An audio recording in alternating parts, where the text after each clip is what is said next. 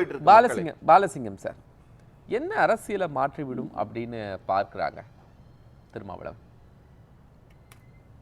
இல்ல இவங்க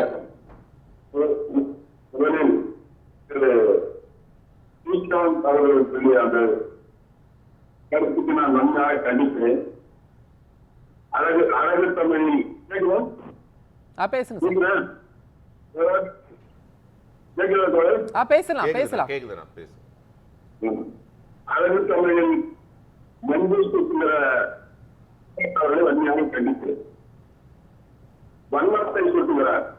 share holder திமுக அவர்கள் ஒரு ஷேர் ஹோல்டர் என்று சொல்லுகிறார். இதை அவர் திரும்பப்பட வேண்டும். இது ஒரு கட்சியை மட்டுப்படுத்துகிற, இழிவுபடுத்துகிற, இந்த நய வஞ்சகத்தோடு பேசுகிற, வன்மத்தை பேசுகிற அவர்களின் மறுபடியும் கண்டித்து அதை திரும்பப்பட வேண்டும். நீங்க தேவையில்லை, என்ன பேசுறீங்க? நீங்க திரும்பப்பட வேண்டும். இந்த சப்ஜெக்ட் வரேன், அப்புறம் உங்க கருத்து பதில் சொல்றேன். நீங்க திரிக்க வேணாம், நான் பதில் சொல்ற போது கேட்டுட்டா. திமுக கூட்டணி கட்சிகளுக்கு எல்லாம் பணம் கொடுக்கறாங்களா இல்லையா? கம்யூனிஸ்டுக்கு பணம் கொடுக்கவில்லையா? ஒவ்வொரு கூட்டணி கட்சிகளுக்கும் பங்கு அளிக்கவில்லையா? ஒவ்வொருக்கும் நன்கொடை வழங்கவில்லையா? அதை வந்து த்ரூ பேங்க் எல்லாருக்கும் கொடுக்கலையா? நீங்க எல்லாம் அதை வாங்கலையா? இந்தியா ஃபுல்லா பணம் கொடுக்கறீங்க தானே அர்த்தம்? அதெல்லாம் இல்ல. அப்படி நீங்க இப்படி குற்றச்சாட்டு ஒரு பிஜேபி கட்சி இந்தியா முழுவதும் ஆயிரக்கணக்கான கோடிகளை அள்ளி வீசுகிறது. நம்ம அனுமதி கொடுக்கலாம் சார். சப்ஜெக்ட்டுக்குள்ள வந்துருங்க. இங்க ஏதோ ஒரு மாநிலத்திலிருந்து இங்க வந்து தேர்தல்ல போட்டியிட முடியுது, அந்த பகுதி மக்கள் ஏற்றுக்கொள்றாங்க. ஆனால் வாக்களிக்க முடியல அப்படிங்கிறத எப்படி சார்? அதாவது இப்ப இந்திய நாட்டினுடைய அரசியலே மாறி போச்சு சார். முன்னாடி எல்லாம் இந்திய நாட்டினுடைய அரசியல் ஒரு பன்முகத்தன்மையாக இருந்தது, ப்ளூரலிசமா இருந்துச்சு. இங்க இருக்கக்கூடிய எல்லா மதத்திற்கும் ஒரு செக்குலரிசம் இருந்துச்சு, மதச்சார்பின்மை இருந்துச்சு. ஆனா இப்ப இருக்கக்கூடிய ஆட்சி என்ன பண்ணுது? அடிப்படையை தகர்க்குது சார். மதச்சார்பின்மை என்கிற கோடை எடுக்க பாக்குது. இருங்க சார், இதுல முக்கியமா நம்ம வந்துருவோம் சார். பட் நான் கேட்ட கேள்வி அதுதான் வர்றேன். ஏன்னா இந்த புள்ளியில இருந்தா அதுல வரணும் பார்க்கணும். இந்த புள்ளியில இருந்து பார்த்தா தான் இதனுடைய நான் பேசுறதே புரிதல் தெரியும். அப்ப செக்குலரிசம் கான்செப்டே தூக்குது, சோசியலிசம் அப்படியே கான்செப்டே தூக்குதுன்னு சொல்லிட்டு போராடிட்டு இருக்காங்க ஒரு பிஜேபி, அவங்களுடைய அலைட் ஃபோர்ஸஸ் எல்லாம் பண்ணிட்டு இருக்காங்க. எதுக்கு நான் சொல்ல வர்றேன் அப்படின்னா, இப்போ ஒரு நாட்டில் ஒரு மாநிலத்துக்கு வந்து புலம்பெயர்ந்த தொழிலாளர்கள் வர்றாங்க, வேலை செய்கிறாங்க, எல்லாம் பண்றாங்க, அது தொழிலுக்காக வந்தார்கள். ஆனால் வாக்கு அளிக்கும் போது என்பது வரும்பொழுது சொந்த வீட்டு பேசலாமா இல்ல நீங்க பேசுங்க. சொந்த ஊருக்கு போகிறார்கள், சொந்த மாநிலத்திற்கு போய் அவர்களுடைய கடமையை ஆற்றுகிறார்கள். இது நடந்து வந்துட்டு இருக்குது, இது சாதாரணமா நடந்துட்டு இருக்கு. ஆனா இப்ப இருக்கக்கூடிய அரசியல் வேறுபாடுகளும் அரசியல் காய் நகர்த்துகளும் வித்தியாசமாக இருக்கிறது. என்ன என்றால் உள்நோக்கத்தோடும் ஒவ்வொரு காரியத்தையும் செய்கிறார்கள். எப்படின்னா இப்ப இருக்கக்கூடிய ஆளுங்கட்சி இருக்கக்கூடிய அரசானது ஈடியை வந்து ஃபோர்ஸ் பண்ணி பீகார்ல இருந்து 6 லட்சம் பேர் இங்க வராங்க சார். இவங்க அத்தனை பேரும் பாஜகவுக்கு தான் வாக்களிக்கிறாங்க. அப்படி கிடையாதுங்க, அப்படி கிடையாது. பாஜக வாக்களிப்பாங்க அப்படின்னு கிடையாது. நான் சொல்ல வர்றது அப்ப ஏன் பயம்னு கேக்குறேன். பயம் கிடையாது, இது பயம் அல்ல. It is not a fear. It is a chaos. அதுதான் சொல்ல வரேன். It is not a fear. இல்ல fear கிடையாது, இது அச்சம் கிடையாது. இவர் சொல்ற மாதிரி அச்சம் எல்லாம் கிடையாது. இது என்னன்னா இங்க இருக்கக்கூடிய இந்த தன்மையை மாற்றுகிறார்கள், அவ்வளவுதான் பாக்குறாங்க. ஏன்னா இங்க வந்து ஒரு கவர்னன்ஸ் நடந்துட்டு இருக்குது. இந்த கவர்னன்ஸை அவங்களுடைய ஃபோர்ஸுக்கு யூஸ் பண்ணி, அவங்களுடைய மெஷினரி வச்சு யூஸ் பண்ணி பண்றாங்க.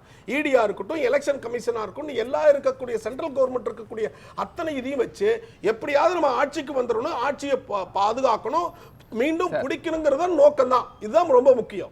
8 கோடி மக்களை வந்து 6 லட்சம் பேர் மாத்திடுவாங்களா? கிடையாதுங்க. ஓட்டு மாறிடுமா? பயப்படல. ஒரு 1000 ஓட்டு ஒரு தொகுதியை தீர்மானிக்குது சார், அதான் ரொம்ப முக்கியம். நீங்க அந்த 1000 ஓட்டு என்ன கேள்வி? அந்த 1000 ஓட்டு பாஜகவுக்கு தான் போகுங்கிற அப்படின்னு கிடையாது, பாஜகவுக்கு தான் போகும்னு கிடையாது. ஆனால் அவனுடைய உள்நோக்கம் இருந்தால் அதை தடுக்க வேண்டும், அதுதான் சொல்றேன். பாலசிங்கம் சார், அரசியல் மாறிவிடும் அப்படிங்கிற திருமாவளவனுடைய பார்வையா பிடிப்பார்? ஸ்பெஷல் இன்டென்சிவ் ரிவிஷன் என்று சொல்கிறார்கள். ரிவிஷன் என்று சொன்னாலே தேர்தலும் நீக்கம் இருக்க வேண்டும். ஆனால் இப்போது பீகார் மாநிலத்தை தேர்தல் ஆணையம் வெளியிட்டிருக்கக்கூடிய இந்த டிராப்ட் எலக்டோரல் ரோலில வெறுமனே நீக்கம் மட்டுமே இருக்கிறது. அதுவும் குறைந்த நீக்கங்கள்ல மார்க் டெலிஷன் என்று சொல்லுவார்கள், அந்த அடிப்படையிலே அது நீக்கப்பட்டிருக்கிறது. அதாவது ஒவ்வொரு மாநிலத்திலும் எவ்வளவு அலர்ட் இருக்கிறார்கள் என்பதை பற்றி national commission on population ministry of health டிபார்ட்மெண்ட்ல இருந்து வெளியிடுவார்கள். 18 வயதுக்கு மேற்பட்டவர்கள் எவ்வளவு பேர் இந்த நாட்டில் இருக்கிறார்கள், ஒவ்வொரு மாநிலத்திலும் இருக்கிறார்கள் என்பதை பற்றி ஒவ்வொரு ஆண்டும் ஒவ்வொரு மாதமும் அதை பிரதத்தில் வெளியிடுவார்கள். அந்த அடிப்படையில் பார்க்கிற போது இந்தியாவில் எலக்டர் பாப்புலேஷன் இபி ரேஷியோ என்று சொல்லுவார்கள். அந்த இபி ரேஷியோ என்பது இந்தியாவிலே 99%, பீகாரிலே 97%. 97% என்று சொன்னால் அது ஏறத்தாழ 8,18,00,000 பேர் வாக்காளர்களாக இருக்க வேண்டும். ஆனால் இப்பொழுது ஸ்பெஷல் மினிஸ்டருக்கு பிறகு 7,24,00,000 பேர் தான் இப்பொழுது வாக்காளர்களாக இருக்கிறார்கள் என்று சொல்லுகிறார்கள். அதாவது அவர்கள் டெலிஷன் என்பது இப்போது சொல்லியிருக்கிற அடிப்படையிலே கடந்த வாக்காளர் பட்டியலில் இருக்கக்கூடியதிலிருந்து இப்போது பார்த்தால் 65 லட்சம் நீக்கியதாக சொல்லுகிறார்கள். ஆனால் இபி ரேஷியோவின் அடிப்படையில் பார்த்தால் 34 லட்சம் பேர் அங்கே. சரி, நான் அதான் கேட்கிறேன், அங்கிருந்து ஒரு 6.5 லட்சம் தமிழ்நாட்டில் வந்திருக்காங்கல்ல சார், அவர்களை அது திருமாவளவன் அவர்களே சொல்றாங்க 6.5 லட்சம் பேர் இங்க இருக்கிறாங்க அப்படின்னு. சோ அவங்களெல்லாம் நீக்கம் தானே செஞ்சாகணும். ஏன்னா இங்க அவங்களுக்கு வாக்குரிமை கொடுங்க. அதாவது வாக்கு இந்த பீகாரிலே இப்பொழுது அந்த ரிவிஷன் நடந்திருப்பது, நீங்க கேட்டதை நான் பதில் சொல்றேன். பீகாரிலே நடந்திருக்கிற ரிவிஷன் நடந்தது என்பது இந்திய அரசியல் வரலாற்றில் மட்டுமல்ல, உலக அரசியல் வரலாற்றில் தேர்தல் களத்தில் இதுதான் முதலாக இருக்கிறது. பீகாரிலே 19ஆம் நூற்றாண்டிலே அமெரிக்காவிலே கருப்பர் இனத்திற்கு எதிராக போராட்டம் சார், நம்ம வரலாறுக்குள்ள போகலாம் சார். எனக்கு ரொம்ப சிம்பிளான ஒரு விஷயம், 6.5 லட்சம் பேரு இங்க இருந்து ஒரு நாள்ல பீகார்ல போய் அவங்க தங்களுடைய வாக்குகளை செலுத்திட்டு வர முடியாது, போயிட்டு ஒரே நாள்ல வர முடியாது. இங்க எல்லாருமே கூலி தொழிலாளிகளாக இருக்காங்க, ஒரு வாரம் லீவ் கொடுக்க மாட்டாங்க. ஸோ அவங்களுக்கான ஆப்ஷன் என்ன, அவங்க தங்களுடைய வாக்கு உரிமையை எப்படி செலுத்துறதுக்கான வழிமுறை இருக்கு. அதாவது வசிக்கும் இடத்திலே வாக்குரிமை என்பது சரியானதுதான். வசிக்கும் இடத்திலே வாக்குரிமை என்பது ஒரு மனிதனுக்கான அடிப்படை உரிமை. இந்திய அரசியலமைப்பு சட்டப்படி அவனுக்கு அடிப்படையாக இருக்கக்கூடிய உரிமை. இப்பொழுது உங்களுடைய கருத்துப்படி பீகாரிலே இருந்து புலம்பெயர்ந்து வாழக்கூடிய தமிழகத்திலே வாழக்கூடியவர்களுக்கு வாக்குரிமை வேண்டுமா இல்லையா என்பதுதான். நான் ஒரு கேள்வி உங்களுக்கு எழுப்புகிறேன். இந்த பீகாரிலிருந்து வரக்கூடிய வாக்காளர்கள் அந்த 18 வயது நிரம்பியவர்கள் அங்கே இந்த பட்டியலில் இடம்பெற்று அந்த தேர்தல் முடிந்த பிறகு, பீகார் தேர்தல் முடிந்த பிறகு மறுபடியும் அங்கே கிட்டங்கிணி செய்துவிட்டு தமிழ்நாட்டிலே அவர்கள் ஓட்டுரிமை பெற்றால் என்ன ஆகுது? அதற்கு நீங்கள் பதில் சொல்ல வேண்டும். அங்கே நூற்றளித்து விட்டு அதனை டிலீட் செய்துவிட்டு அந்த தேர்தலுக்கு பிறகு தமிழ்நாட்டிலே அடுத்த ஆண்டு தேர்தல் நடக்க இருக்கிறது, பீகாரில் இந்த ஆண்டு தேர்தல் நடக்க இருக்கிறது. ஆகவே வாக்குரிமை என்பது கூட ஒரு வரம்பை நிர்ணயிக்க வேண்டும். ஓராண்டு காலம் அல்லது 2 ஆண்டு காலம் இங்கே அவர்கள் வைத்திருக்கிறார்களா என்கிற வரம்பை நிர்ணயிக்க வேண்டிய ஒரு தேவை எலெக்ஷன் கமிஷனுக்கு இந்திய அரசுக்கு உருவாக்கி இருப்பதாக நான் கருதுகிறேன். ஏன் சொன்னால் அப்படி இல்லை என்று சொன்னால் 2 இடங்களில் வாக்களிக்கக்கூடிய ஒரு வாய்ப்பு இருக்கிறது. பீகாரில் தேர்தல் இந்த ஆண்டு நடக்கிறது, அங்கே வாக்களித்து விட்டு அங்கே டெலிட் செய்துவிட்டு மறுபடியும் இங்கு வரக்கூடிய வாய்ப்பு இருக்கிறது. ஆகவேதான் நான் சொல்லுகிறோம், அப்படி ஒரு சூழல் உருவாகுமானால் வட இந்திய தொழிலாளர்கள் புலம்பெயர்ந்து இங்கு வந்து வாழக்கூடிய அல்லது வேலை செய்யக்கூடிய நிலையில் இருக்கிற போது இங்கு ஒரு அரசியல் மாற்றத்தை அவங்க என்ன பண்ணலாம் சார்? அவங்களால ஒரு நாள்ல பீகாருக்கு போக முடியாது சார். அவங்க என்ன செய்யலாம்? அவங்க தங்களுடைய உரிமையை நிலைநாட்டுறதுக்கு ஏதாவது ஆப்ஷன் இருக்குன்னா சொல்லுங்களேன் சார். நெறியாளர் மிக தெளிவாக கேட்கிறார். அண்ணா ஒரே ஒரு நிமிஷம் பாலசிங்க அண்ணா, என்னோட டவுட்டுக்கு பதில் சொல்லுங்க. நெறியாளர் தெளிவா ஒரே விஷயத்தை திரும்ப திரும்ப கேட்கிறார், நீங்க அதை தவிர மற்றது சொல்றீங்க. அதாவது நான் எங்கு வாக்களிக்க வேண்டும் என்பதை நான் தீர்மானிக்க வேண்டுமா, திருமாவளவன் அவர்கள் தீர்மானிப்பாரா? முதல் செய்தி. ரெண்டாவது விஷயம் நீங்க திரும்ப திரும்ப சொல்கிறீர்கள் அல்லவா, அந்த மாதிரி வெளி மாநிலத்துக்கு வந்தவங்க 2 இடத்துலயும் ஓட்டு போடுவாங்கன்னு. நீங்க ஓட்டுக்கு 2000 ரூபாய் தரீங்களா, 2 கோடி ரூபாய் தரீங்களாண்ணா?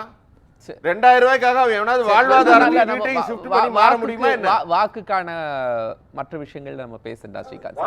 சரி, வாக்குக்காக பணம் கொடுக்குறியா? அதாவது தேர்தல் ஆணையத்தை கைப்பாவையாக வைத்து செயல்படுகிற பிஜேபி இதை சொல்வதற்கு எந்த தகுதியும் கிடையாது. வாக்களிக்க வேண்டியது தமிழ்நாட்டிலே இருக்கக்கூடிய அனைவரும் வாக்களிக்க உரிமை இருக்கிறது. ஆனால் அதற்கு ஒரு வரம்பை, ஒரு வரைமுறையை உருவாக்க வேண்டும் என்றுதான் நாங்கள் சொல்லுகிறோம். திருமாவளவன் வாக்கு தருவாரான்னு கேட்கிறீங்க. திருமாவளவன் வாக்கு தரணும்னா அவருக்கு கட்சியா பேச வேண்டிய அவசியம் இல்லை. எப்போதும் திருமாவளவன் வன்மத்தை கொடுத்துகிற ஸ்ரீகாந்த் அவர்களே, நீங்க புரிஞ்சுங்க. முதல்ல நீங்க புரிஞ்சுங்க. நான் தானே தீர்மானிக்கணும். அது ஒத்துக்கிறீங்களா இல்லையா? சரி சரி ஸ்ரீகாந்த், வாக்களிக்கக்கூடிய உரிமை எனக்கு இருக்கிறது. அடிப்படை ஒரு மனிதனுக்கு வாக்களிக்கக்கூடிய உரிமை இருக்கிறது. அதுல அதை யாரும் மறைக்க முடியாது. அந்த வாக்களிக்கிற உரிமையை நான் சொல்ல சொல்லி கேளுங்க ஸ்ரீகாந்த். வாக்களிக்கக்கூடிய உரிமையை நீங்கள் டெலிட் செய்யக்கூடிய உரிமை உங்களுக்கு கிடையாது. பிஜேபி அரசாங்கம் திட்டமிட்டு தலித்துடைய வாக்குகளையும் சிறுபான்மையுடைய வாக்குகளையும் திட்டமிட்டு பறிப்பதற்காக அதை என்ஆர்சியை கொண்டு வருவதற்கான முன்மை அணியை செய்கிறீர்கள் என்று நான் குற்றம் சாட்டுகிறேன். குறிப்பாக பீகாரில் இருக்கக்கூடிய வடகிழக்கு மாவட்டங்கள் இருக்கிற 4 மாவட்டங்கள், அது பெரும்பான்மையாக சிறுபான்மை மக்கள் இஸ்லாமியர்கள் வாழ்கிறார்கள்.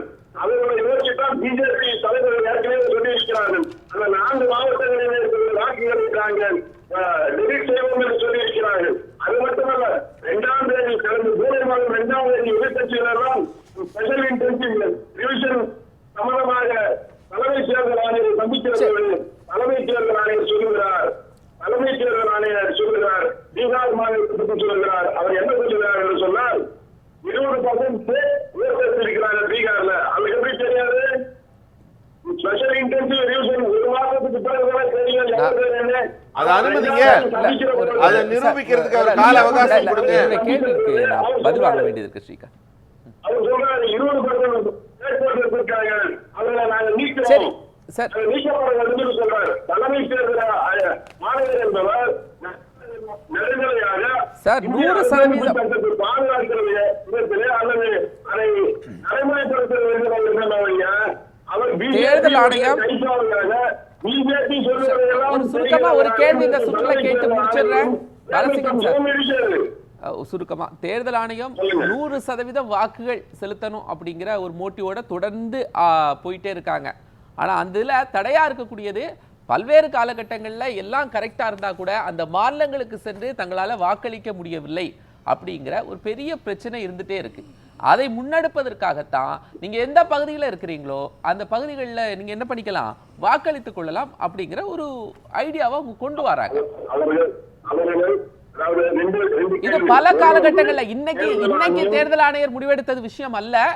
நீங்க தாண்டன் இருக்கும் போதே பல்வேறு காலகட்டங்களில் கிருஷ்ணமூர்த்தி இருக்கும் போதே இதெல்லாம் யோசிக்கப்பட்ட விஷயம் தான். அதாவது தேர்தல் ஆணையம் என்பது சிம்பிளா ஒரு விஷயம், இந்த யோசனை ஞானேஷ்குமார் கொண்டு வந்ததா இல்ல 91 இந்த யோசனை முன்வைக்கப்பட்டதா? இல்ல சார், ஞானேஷ்குமார் சார் 91 ஒவ்வொரு தேர்தலையுமே தேர்தல் தலைமை ஆணையர்கள் படிச்சுட்டு சரி ஓகே.